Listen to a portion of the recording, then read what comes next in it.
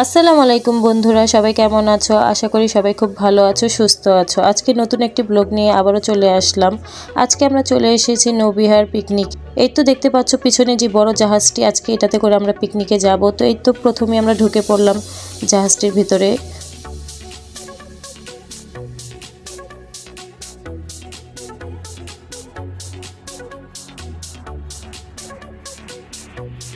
আমরা এখন সবাই দুতলা চলে এসেছি। তো আমাদের কেবিন যেহেতু তিনতলায়, আমরা এখন উপরে চলে যাব। তিনতলা আমাদের কেবিন।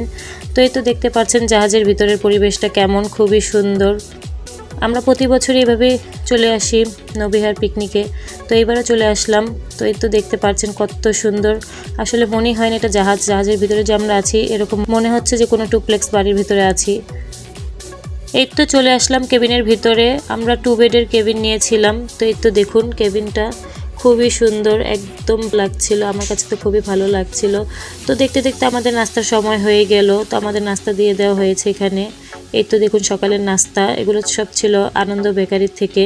তো আমাদের টিকিট অনুযায়ী এখন সময় হয়ে গেছে, তাই আমরা এখন নাস্তাটা খেয়ে নিব। এই তো দেখতে পাচ্ছেন নাস্তার ভিতরে কী কী দিয়েছিল।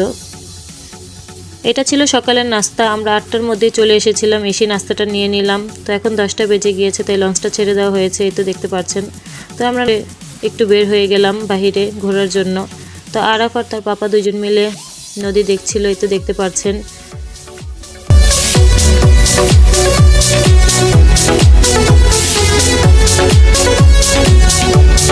বাহিরে প্রচুর ঠান্ডা ছিল। এই তো দেখতে পাচ্ছেন আমার ছেলে একদম প্যাকেট হয়ে বসে আছে।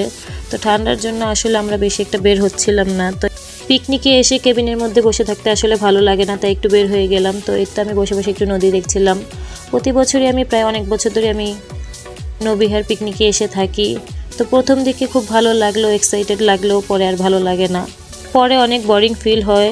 তো যাই হোক, তো এখন আমাদের নামাজের সময় হয়ে গেছে, তাই এখানে একটু লঞ্চটা থামানো হয়েছে। এই জায়গাটার নাম কি আমি আসলে জানি না। তো এই তো দেখতে পাচ্ছেন সবাই এক এক করে যার যার প্রয়োজন মতো। তো আমরাও নেমে গেলাম।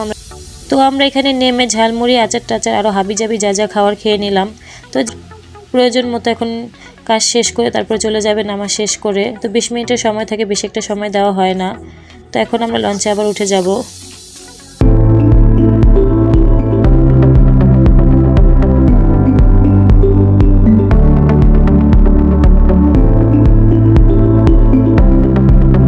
এইদিকে আমার ছোট ছেলেটা আবার ঘুমিয়ে গিয়েছে। সকাল 7টায় ঘুম থেকে ওঠার কারণে ও খুব টায়ার্ড হয়ে গিয়েছে। তো এটা হচ্ছে কেবিনের ভিতরে রুমের অবস্থা। তো দেখতেই পাচ্ছেন আমি একটু ভিডিও করে নিচ্ছিলাম। তো এই তো খুবই সুন্দর ছিল। তো আমরা একটু ঘুরে ঘুরে দেখছিলাম, বাহিরে একটু ঘুরছিলাম।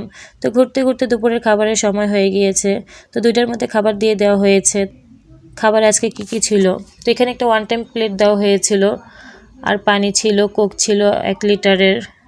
তো যা যা আসলে একটা পিকনিকে দেওয়া হয় তাই ছিল। তো দেখতে পাচ্ছেন এখন আমরা লাঞ্চটা শেষ করে নিব।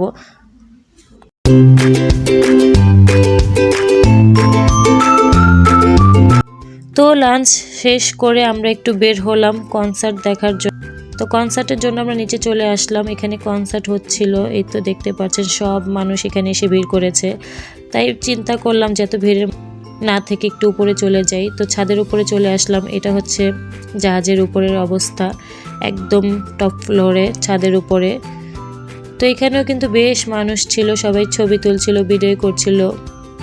তো এখানে আমার ছেলে আবার একটু উঠে বসে পোস্টোস দিচ্ছিল ছবি টবি তোলার জন্য। নৌবিহার পিকনিকগুলো আসলে এমনই হয়, একবার উপরে একবার নিচে করে সময় কেটে যায়। তো আমার ছোট ছেলে ছাদ থেকে নামে না, খুব কান্নাকাটি করছিল। এখানে আমার বড় ছেলে আমার জন্য কফি নিয়ে আসলো। তো কফিটা খেয়ে আসলে ভালো লাগছিল।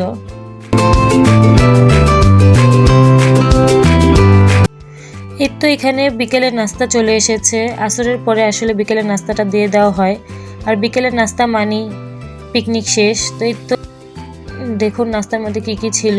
তো এখানে ঝালমুড়ি ছিল, কেক ছিল, জুস ছিল, চিপস ছিল, ললিপপ ছিল, প্রয়োজনীয় যা যা থাকে আর কি।